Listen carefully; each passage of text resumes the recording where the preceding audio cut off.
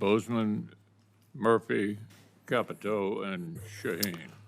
Thank you, Mr. Chairman, Ranking Member Coons. And first of all, thank you all for your service, a very distinguished service to your country.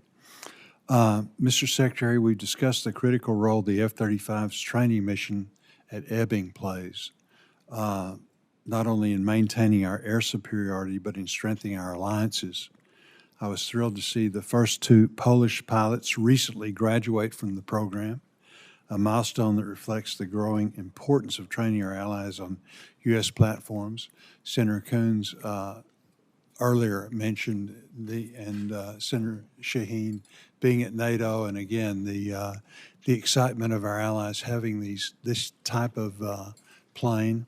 Can you talk a little bit about why it's important to train our partners and allies on U.S. systems, and how that training helps improve readiness and strengthen deterrence globally? Yes, Senator, and I think during the chairman's introduction, talking about our how important our partners are, particularly when they're planning to ramp up expenditure on military defense.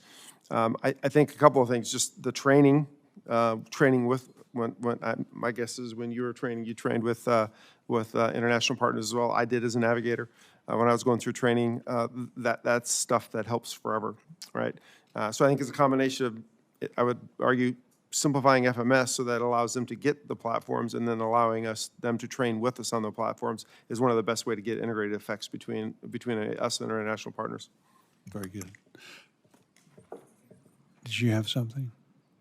I would just add that we, on the Air Force side, we're very cognizant of if those delays occur, that we continue to have dialogue with the nations to ensure that we sort of feather in the training to where there's not a gap or there's not sort of a glut of training all at one time, so we can smooth flow that. Because again, if we're selling them the best equipment, you want them to be trained by the best, so we want to be able to do that at Ebbing. That's right. And really the only problem is they want them yesterday, you know. General Allvin, can you speak to how the deployable combat wing construct fits into the Air Force's broader force design and readiness goals?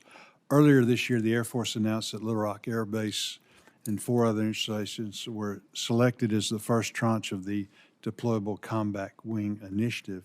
Can you talk a little bit about that and what that means? Absolutely, Senator. It was brought up a couple times here about the increased threat that our airmen are under when they're deployed overseas.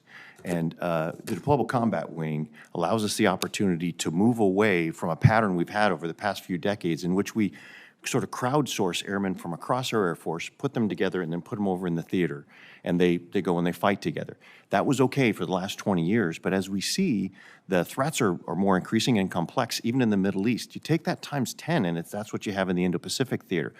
I can't in good conscience continue to send airmen over that are trained as individuals and not trained as units, to fight as units and understand the new complexities of the strategic environment. And so the deployable combat wing allows us to do just that. And we have an increase in airmen that will make sure that when that entire wing picks up and goes, that the base is still supported.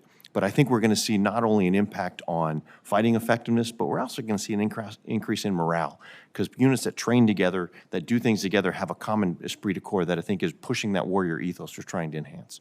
Very good. I'm not going to have you all comment about it because several have already asked you to comment about it, the continuing resolution, the importance of that, of us doing our work and you all helping us in doing that work so that we can get you a reliable source of income so that you can plan. And I mean, how does anybody function without that? And you have, sadly, as you mentioned, Mr. Secretary, you know, that's been kind of the mark of most of your careers, is having to work around the situation that we get you in.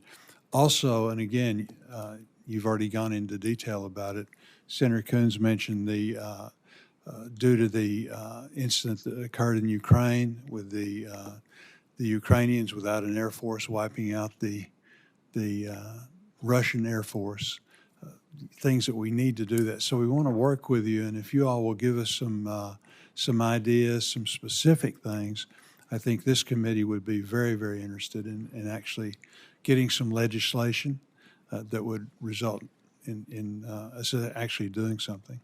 Happy to do that, Senator. And as I mentioned before, we're working on some suggestions to bring forward to you. Hopefully, we can get that to you fairly soon. Well, thank you, Mr. Chairman. Thank you, guys.